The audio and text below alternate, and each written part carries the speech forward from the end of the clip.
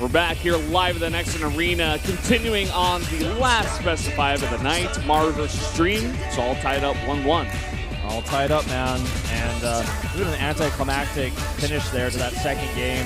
Maru seemed like his tilt was out of control and like Dream was just going to rip him apart. But Dream made some really weird decisions in that game and definitely did not take the best engagements with his Viking ball. And got out of position with a drop. Ran into the Vikings and Maru. Maru was able to way out position him there and took the better engagement to win the game. Summed it up for you guys in case you missed it. Nicely done, Wolf. These guys want this so badly right now. We've said it before, big rivalry between these two. They're both jockeying for the top Terran position in the world. Let's see who's going to get ahead here in game number 3 on Cactus Valley.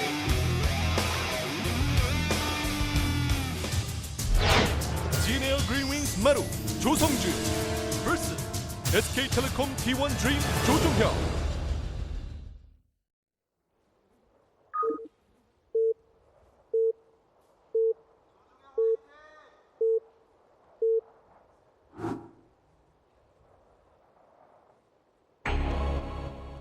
Down here in the bottom left in the red, it is Maru.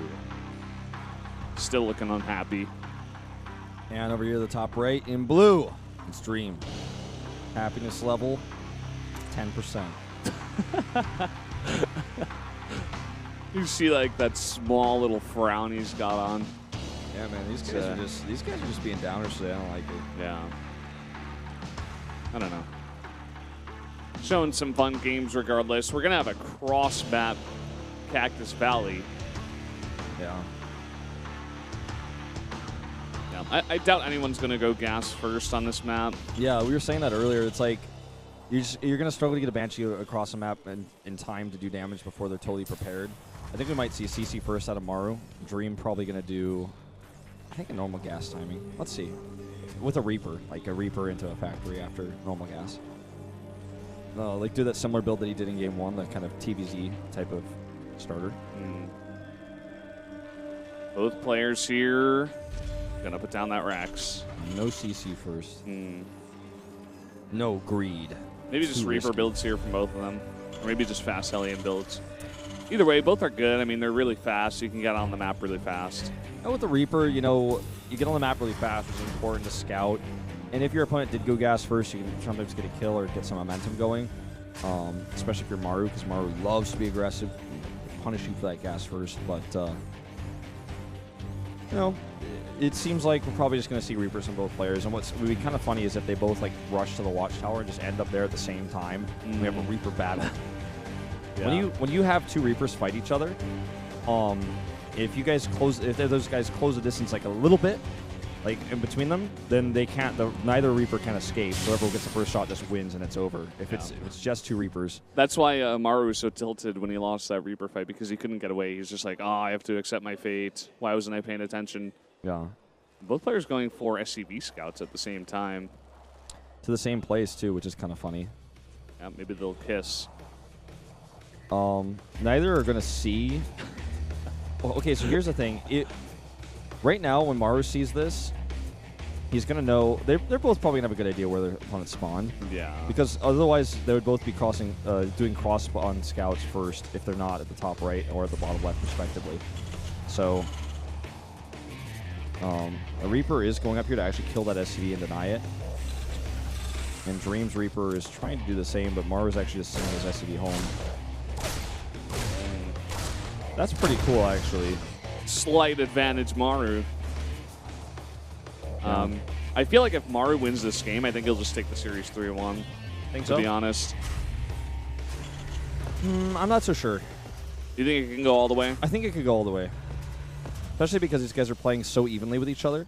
Especially in that last game. It was like the entire game was just decided by one engagement. They're like both on the edge. They both have made enough mistakes in this series as well where I feel like anything could happen. I just feel like Dream's feeling the pressure at this moment in time. Whereas Maru, even if he does look like a little bit tilted, he'll always be pretty solid.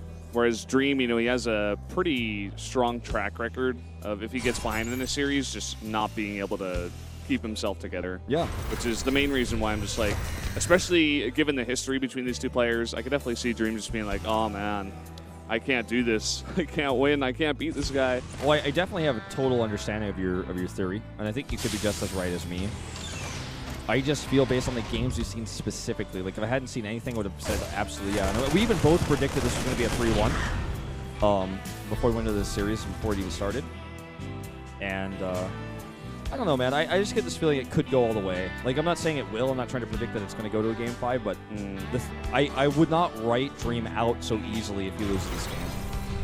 But we've got a long time yet before we're going to see any of this happen. Yeah. Reaper does have the Watchtower and is able to avoid these Marines, which is really cool, and is now going to try to go for a more thorough scout of the main base. And it'll work out for him. So Maru got a great scout, by the way. His own Reaper. Dream hoping to do the same. Actually get a kill on this SCV is building the depot. They will get out alive. Supply block Maru's medevac for like 2 seconds. Ooh. Slight advantage Dream. And then he loses the Reaper. CC placed here on the high ground for Maru. At cross wands, I feel this is a good choice. Yeah. Looks like Dream just going to go for a bit of a drop here. Maru's got his own medevac and units out here on the map as well. But Dream's got more Marines. Yeah. No Hellions, in fact. Totally forwent those. Is that how you say that? He's foregone them. Yeah, he has forgone them. That works. Yeah. I think forwent might be a thing. I'm not sure. Maybe. I don't know. I'll accept that. I'll accept that answer. Does that work on this paper? On this speech? Yeah. Okay. It works for this cast. But remember for the next time. Okay. Here comes a medevac boosted into the natural. Widowmine involved as well. And to force some annoying scans to be used. Forcing a cancel on yet another depot. Hellion drop going across the other side of things. Yeah, Dream's got units back there. He should be totally fine. Oh, this Widowmine is trying to get the juicy money hit. Oh, look at all these SCVs bunching up. Wow, way too much damage on 9 kills here. You know, the Hellion drop just started. Maru has to scan. Now he's controlling those Hellions. Dream has siege tanks over here. Look at the split on those SCVs. It's pretty insane. He lost only 5 workers. Yeah, a little bit of damage done, but the damage done to Maru is a lot worse. I mean, a much bigger pull. You guys cannot see the red hit points like I can. That was so close, so tight on the defense. Get out of here, Hellion. You don't belong here. Lost your medevac. This isn't your base. Medevac escaped at least. It got pretty low. Yeah. The one thing that Maru's got going for him is the much faster 3rd CC here. Already going to finish morphing into that orbital. He's got a faster sim as well. And, you know, that's definitely something that might come into play. Because if you have sim and your opponent doesn't, if there's any sort of engagement that happens in this matchup, you will lose it. Even if your opponent has more siege tanks than you or whatever, you're just going to be able to overwhelm them. Yep. Which is why it was really important we saw that sim denied in Game 1. That's a pretty big deal. Looks like Dream going to try to get some tanks out here. I think someone was making tanks before. Okay, yeah, it was Dream. He made 1 tank. Maru's been putting more emphasis on Marines. Dream is adding all of his barracks now. So he's going to have 5 in total versus Maru's 3, but Maru had the 3 earlier, so that's why he's got the better Marine count right now. At 17 to 8, in fact. Yeah. With a faster sim, you would expect that he's going to be obviously committing to this sort of Marine count. And also, Dream lost a lot of his Marines with his harassment. All right. Gonna have a double drop coming in here, but that Watchtower is controlled. Oh, it's by Maru. Yeah. So this is actually going to be really good. Over to the top of the map, a Viking actually ended up going perhaps on a bad rally to the base and is being chased right now. It's actually going to distract for these medevacs coming in. Yeah, perhaps intentional. These tanks are not sieged. It looks like he's actually going to stim and attack this 3rd base. A great choice. And he might actually be able to kill this. I think he can. He commits here? The tanks are coming down, sieging up. Force a lift here. Okay, well, he's got his own 3rd CC landed. And he's just going to force now those tanks were forced to siege them to relocate into the main base. SCVs have to be pulled here. Maru can do a lot of damage. Yeah, he's focusing them down. He's hoping to kill as many SCVs as possible. Just pick up and boost out, and that he does. 8 SCVs for his troubles. Yeah, only a few Marines lost. He loaded his units into the proper medevac. We saw that, Maru. We saw that. No, not going to get away with that macro slip. Yeah. Sorry, man. It's okay. Cooldown supply is actually considered to be a really bad thing, but in the grand scheme of things, the longer the game goes, however many cooldown supplies you use, you actually have an advantage. Oh! This time, Dream is overly ready. No. Maru trying to bring that very heavy drop style back to Dream. He's coming over here now. See what he can find with these two medevacs. Worker count pretty even right now. Now they're going to drop in here. The tank is unsieged. Siege is up. Could actually target it. He's thinking about it. He's going to try to snipe it down, but that may be a bit too aggressive. I think he's going to lose a medevac here. That he does. Yeah, only 2 SCVs as well. He's trying to distract for this attack as well. Part of the problem for Dream there is he had those units coming in the medevac, so they weren't actually all unloaded. But now he's going to send those same units across the map to hit this third base, which is totally undefended, mind you. If he actually attacks by ground here, he could do some serious damage because there's no tanks. There's nothing in position. Maru, again, very light on the tanks this game. He's actually just going to go for it. They're going to pass by on this gigantic map here. So many Marines in a line here coming down to this third base. Just like you said, nothing over here. Dream does scout the base, or rather the drops to the north, but the Marine he had positioned strategically there. Started set micro here to kill a lot of SCVs first. Then he's going to target down that CC. And you know what? It's getting very low, but it does get repaired. Still so much damage being done. Look at this. The SCVs running to their death. The entire third base is going to be totally cleaned up. And he's even going to take a decent trade here against the Marines of Maru. If Dream had just waited a few more seconds, he would have had really good upgrade lead at 2-2. Dropping on top of these siege tanks here, a really good idea. And that's all there is to defend this third base. So Dream's going to take some SCV losses of his own. Man, these guys are trading so hard at this point in time. Another small drop coming in towards the natural. But a big drop in the main of Maru. And this is back and forth action here. 22 SCVs killed by Maru, though. And that evens up the worker count. A bit of a misclick here. Going to lose all of these Marines. The army is in favor of Dream. He knows it. He has held onto that third base, and he is going for an attack. He's even going to snipe out some of these medevacs. And he has the upgrade advantage. For a few more seconds, he has that. You know, it's about to be 2-2 versus 1-1 for a brief moment. Yeah, this is the timing right here, right now. And that applies to 45 Marines right now. Each one will have its own individual upgrade advantage. And that's so important when we're talking about ranged units that fire quickly. The highest damage density unit in competitive play. Here we go. Dream needs to take this fight like right now. This is the timing. He's hesitating just a little bit. Maybe trying to draw Maru in, but here he goes. Here he goes. That tank is in position. But he actually is going to fight with upgrade advantage, but with a Marine deficit here, and it's just too much. The upgrade advantage means so much in this matchup. Oh, and the move command back. Maru losing so much. Yep, that's actually just going to be probably game here. All of those Marines are in the red, but he's got siege tank support here to help him push this back. The SCV is being pulled. He has to at this point, but he's just getting so far behind. Everything gets cleaned up. That's going to be game. So much of the army supply for Maru right now is in these medevacs and have no Marines underneath them.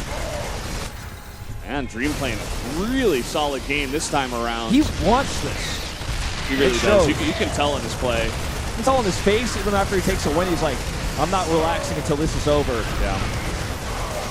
3-3 is halfway done. It's not even going to come into play. Yeah, Maru refusing to leave this game. You can tell he wants this too, but it's not going to work out this time around. He's going to have to win 2 in a row. Now I have a question for you. Do you think that Dream wins this series 3-1 after this? No, I don't think so. I think Maru's got a much stronger mindset. He's been in this position before.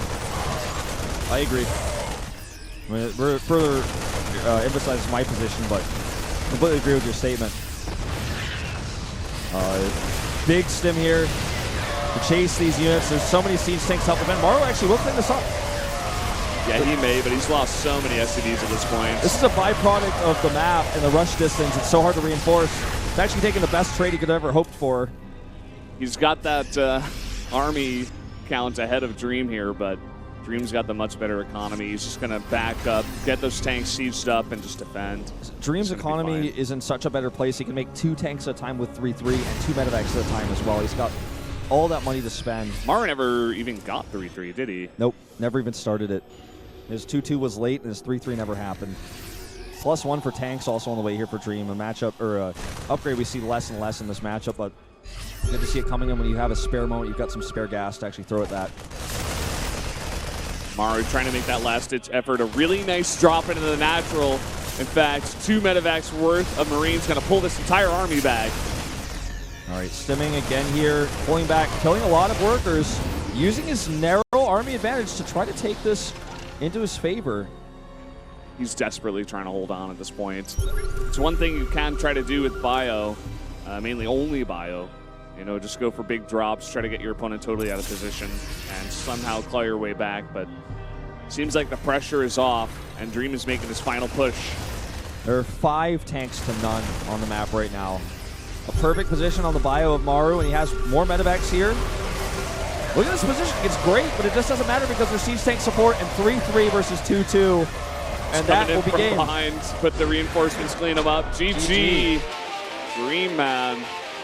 Looking good. Still looking angry. He wants this. He wants this so much. You can see it on his face. He's 1 win away from taking it. Like I said, Maru, a much more stable player when it comes to mindset. He's got such a solid tilt block, you know, like he's not get tilted. The tilt block. He's got the tilt block, man. It's active.